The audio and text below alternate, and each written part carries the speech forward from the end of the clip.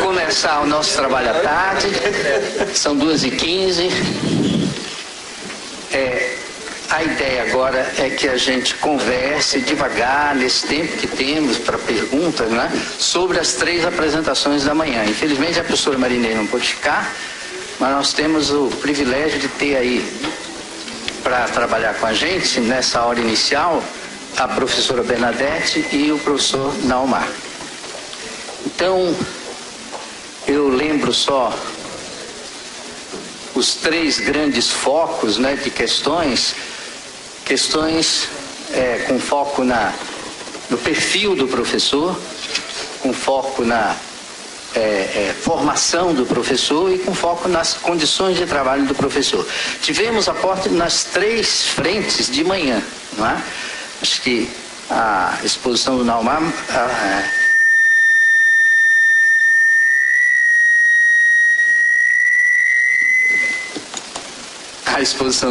contemplou todos esses focos. A da Bernadette e a da professora Marinês nos trouxeram informações importantes. A da Marinês, que não está aqui, por exemplo, o fato de que não é que faltam professores, há desistência de professores, desistências antes de acabar o curso, desistências da sala de aula, não é? O que há é falta de motivos para ser professor, não é? E isso ficou muito nítido, que quando essas coisas aparecem, esses motivos aparecem, que os professores se engajam na exposição do Naumar. Então, vamos começar com os membros aqui da mesa, vão dar um pontapé inicial, fazendo perguntas relativas a esses 3 focos e imediatamente depois a gente passa a palavra para vocês. Eli, você quer? Eu quero rapidamente chamar a atenção para um dos aspectos que eu penso que estão ligados à problemática, né, da nossa categoria docente, que é da relação entre a própria categoria e as autoridades governamentais. Eu acho que é preciso salientar que há uma tradição no Brasil e em outros países também de uma relação que eu diria autoritária entre governos e a categoria docente. Cada um de nós, docentes, é portadora ou portador de uma condição dupla. Nós somos funcionários e funcionárias e somos profissionais. Historicamente, os nossos governos tratam a categoria do magistério apenas em parte dessa sua condição. Quer dizer, como funcionários, nós temos obrigações em relação a um conjunto de normas dentro de uma hierarquia de mando. E como profissionais, nós temos que ser livres, sem o que não podemos ser criativos. Sem criatividade não há versatilidade, que é absolutamente indispensável para enfrentar uma situação tão complexa como é das condições de vida das populações, dos nossos alunos, das nossas alunas. Então, eu queria chamar a atenção para isso. Eu entendo que há neste panorama, segundo essa tradição, um excesso de regulamentação governamental meticulosa, contínua, sistemática sobre a atividade docente, o que sufoca a possibilidade de desenvolvimento profissional. E isso é um componente que não me parece secundário para a compreensão da falta de valorização do nosso magistério e da falta de visível, né, de interesse de candidatos ao exercício dessa profissão.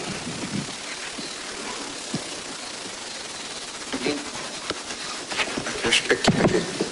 Boa tarde.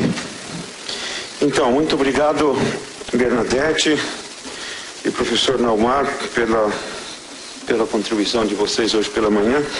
Nilson, pela concepção desse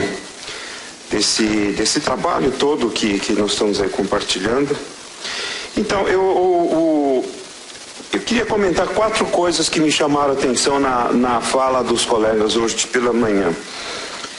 Uma que eu acho assim que eu até nem sabia que era tanto assim, né? Que você tem os colegas professores têm um horário de formação e esse horário, pelo que eu entendi, é mal usado, é pouco usado, é desviado da sua função, etc. O que eu acho uma pena, né? Entendo eu compreendido bem que os colegas não possam usar um horário para a formação da melhor forma possível. Esse é um ponto que me chamou a atenção. Outro ponto que me chamou a atenção, que eu acho que valeria a pena a gente discutir, é que 85% dos alunos, dos futuros professores, portanto, dos alunos de pedagogia, são formados em escolas particulares.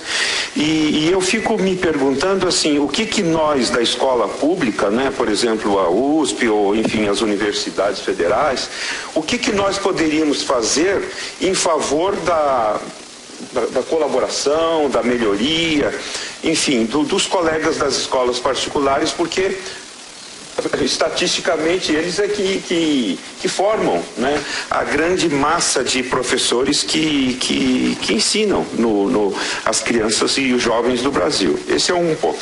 Outro ponto que me chamou muita atenção na fala da professora Bernadette foi a palavra integração, né? Trabalhar de uma forma integrada, de uma forma íntegra, visando a integração nas diversas possibilidades e nesse combinatório que quer dizer isso. Eu acho que essa palavra está sendo bastante usada hoje, educação integral, desenvolvimento integral, né? O professor Naumar mostrou como que esse espírito de integração ou de atividade coletiva e tal se realiza na Universidade Federal do Sul da Bahia. Eu gostei muito de ouvir a experiência que ele relatou, mas eu acho que valeria a pena a gente discutir, porque eu tenho a impressão que nós ainda não sabemos na prática o que significa atuar de uma forma integrada, visando o desenvolvimento integral dos nossos alunos na escola fundamental, na educação básica, né? E por último, né, que é um tema que vai ser, eu acho que o terceiro tema nosso, mas que foi discutido aqui hoje, e que é o lugar da cultura digital, né? Porque quando você fala em educação continuada, em formação de adultos num contexto profissional, eu diria que de fato hoje a internet, enfim, os recursos da cultura digital, né, o Skype, enfim, os diversos recursos que se tem, o vídeo, etc., a discussão, né, os chats, etc., as diversas formas que se tem hoje, graças à tecnologia, à internet e tal, e todos os meios, eu acho que nós não sabemos ainda aproveitar e não temos ainda um reconhecimento da utilidade que isso pode ter nesse Brasil tão grande, né, tão extenso, e que graças a esse meio você pode, quem sabe, chegar a lugares que fisicamente é pouco e difícil, né? Esse é um último ponto que eu gostaria que me chamou a atenção, né? Que é a problemática então da formação, seja por esse meio ou do outro, essa questão de como a gente pode compartilhar ou chamar a escola particular para colaborar nessa tarefa que eles têm, né?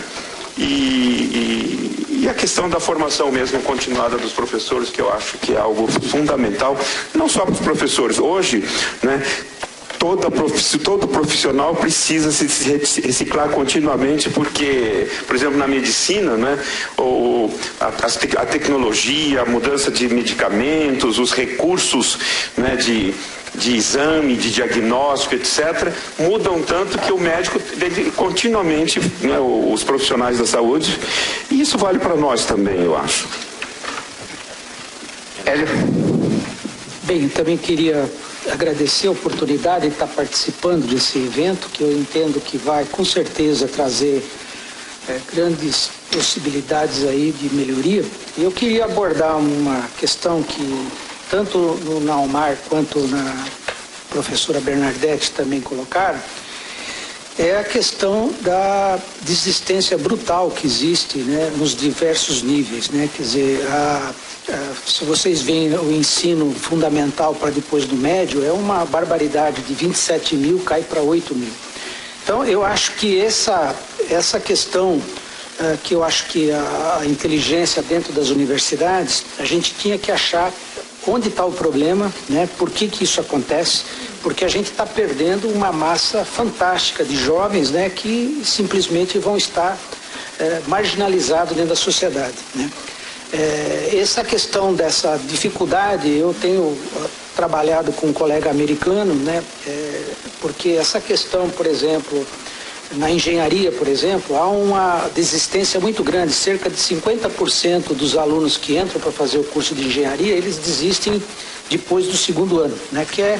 E lá a gente está fazendo um trabalho, né? Porque o cálculo, a física, a programação, né? São desafios que muitos alunos não conseguem superar, né? Na hora que está fazendo o curso, né? Então e a gente está trabalhando uma experiência de tentar que as 3 disciplinas sejam compactadas numa única, e que o professor Naomar também comentou do PBL, né? Você fazer, quer dizer, desenvolver os conteúdos a partir de problemas concretos, e aí você ir introduzindo a parte da teoria, seja da física, seja do cálculo, em função de um problema concreto que tem para resolver. E lá foi criada essa disciplina, que é uma disciplina que acopla as 3, e o resultado está sendo bem positivo. Quer dizer, essa evasão que acontecia, hoje ela está por volta de 15%, né? E era antes 50%. Então, eu acho que, na minha visão, né, só tem problemas pelo que a gente ouviu aqui, né? Tem algumas soluções, o Naomar trouxe uma interessante, né? Mas eu acho que, para mim, esse desafio de saber como que a gente pode, de 27 mil foi para 8 mil, como que a gente pode fazer a recuperação desses alunos, né? E trazer eles novamente para a sociedade, né? Porque são pessoas que vão ficar marginalizadas, né? E eu acho que só com o ensino fundamental, e a gente sabe que daqui diante, com toda essa questão da internet, da parte toda de automação, essas pessoas vão ficar realmente totalmente fora do mercado de trabalho, né? E eu acho que isso, na minha visão, seria um grande desafio desse evento, se a gente conseguisse achar caminhos para como conter, né, essa brutal desistência que está ocorrendo aí, né? Essa, para mim, é o que eu acho importante. O Hélio, eu queria aproveitar o seu comentário e fazer uma pergunta que eu espero que não seja vista como cínica, né? Porque se as coisas continuam assim, o EJA vai se tornar a escola mais importante, tanto do ponto de vista de quantidade quanto de qualidade, né? Se as coisas continuam assim, infelizmente. É isso. Menezes. Bom, eu tenho a impressão que nós tivemos um privilégio de ter descortinado o problema numericamente na fala da Maria Inês e qualitativamente, sobretudo, na fala da Bernadette. O problema central de que professor é profissão, e profissão se aprende exercendo a profissão, e em seguida o problema da carreira do professor, que no Brasil vai ficar velho, porque não tem carreira. Você se estiver no serviço público, às vezes acumula quinquênios, etc., porque não tem real carreira. Você só sobe se deixar de ser professor. Vira coordenador, diretor, etc.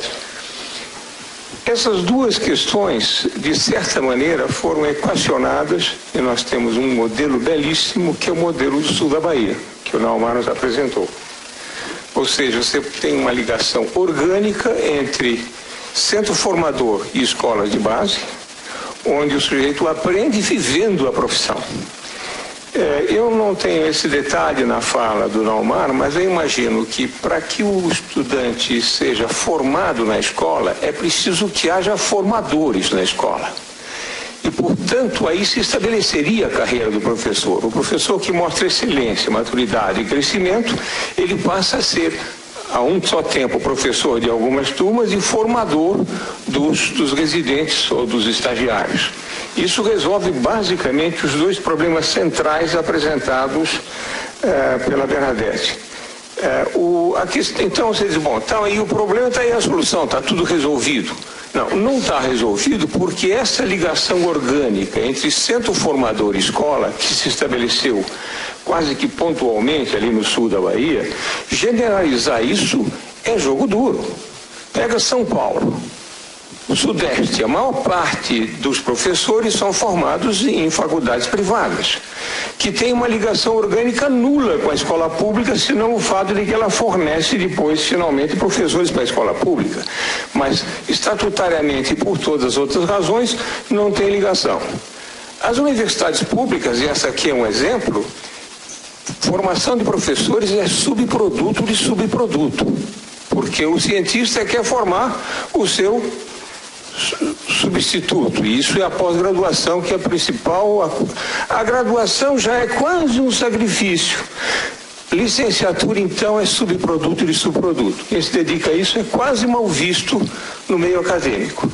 Então, nós temos a universidade pública distante da escola pública, a faculdade privada simplesmente provedora de professores, mas sem a ligação orgânica.